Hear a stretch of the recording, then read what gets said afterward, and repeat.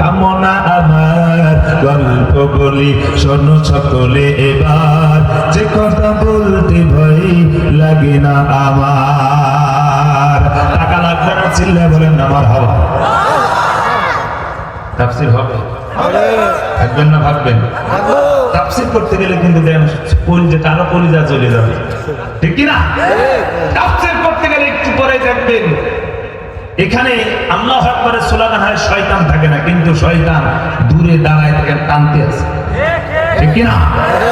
তাফসীর শুনতে গেলে যাদের কলিজা কাঁপায়, তাফসীর করতে গেলে যাদের শরীর কম্পন সৃষ্টি হয়, মনে করবা তোমার বুকের ভিতরে লাগছে, ছোটে লাগছে, হুজুর কোন কথাটা বললে গো, এই কথা বললে যার মনে করে ভিতরে এরকম জ্বালা পোড়া শুরু হবে, ওটা দেখবেন আস্তে করে মাজা সোজা করবে না, জুতোটা হাতে করে এরকম টাকা আস্তে করে তোমাদের ভাগবে। কথাটা ঠিক কিনা?